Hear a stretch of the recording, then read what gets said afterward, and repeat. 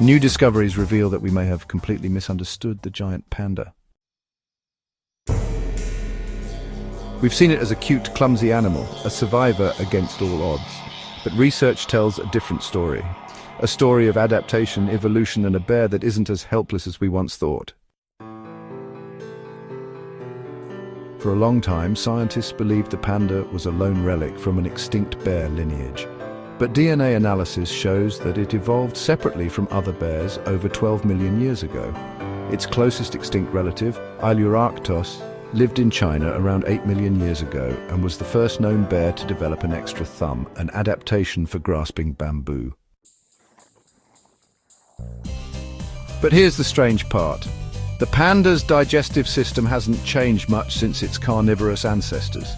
Despite eating almost nothing but bamboo, it still has a short meat-eater's gut and a digestive system poorly suited for breaking down plants. In fact, it can only extract about 17% of the nutrients from bamboo, meaning it must consume up to 38 kilograms and 84 pounds daily to survive.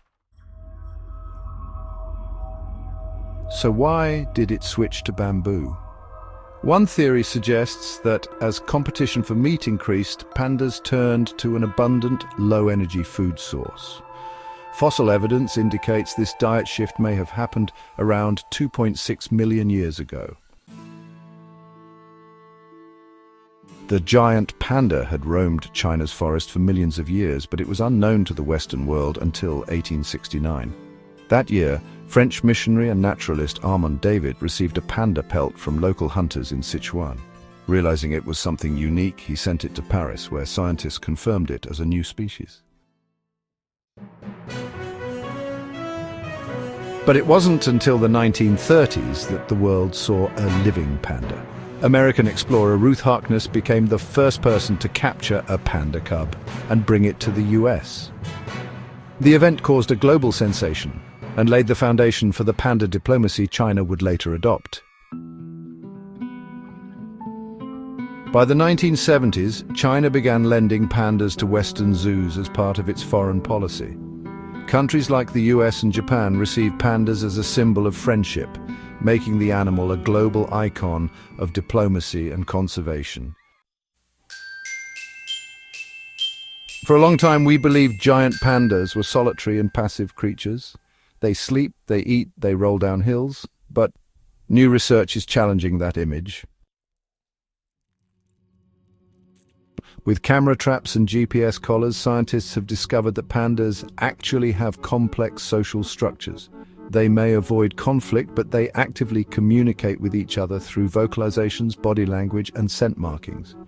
During certain periods, especially mating season, they interact with multiple other pandas, revealing a side of their lives we never knew existed.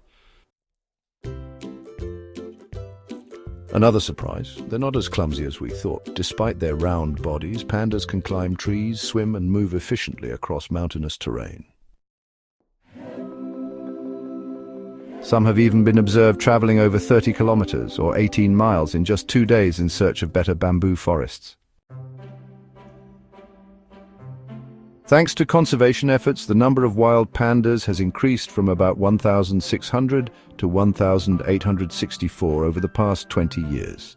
But their habitat is still at risk. Climate change is affecting bamboo forests, and since bamboo blooms and dies in cycles, large areas can suddenly become uninhabitable for pandas. Scientists are now investigating whether pandas might adapt their diet again. Some individuals have been observed eating fruit, roots, and even small animals when given the chance. Could this be the key to their long-term survival? The giant panda is more than just a cute animal. It's a living reminder of nature's incredible ability to adapt. It has survived ice ages, climate shifts, and human threats, and maybe it can adapt once again. But the real question is, can we change fast enough to save it? Don't forget to like and follow for more. Thank you for watching.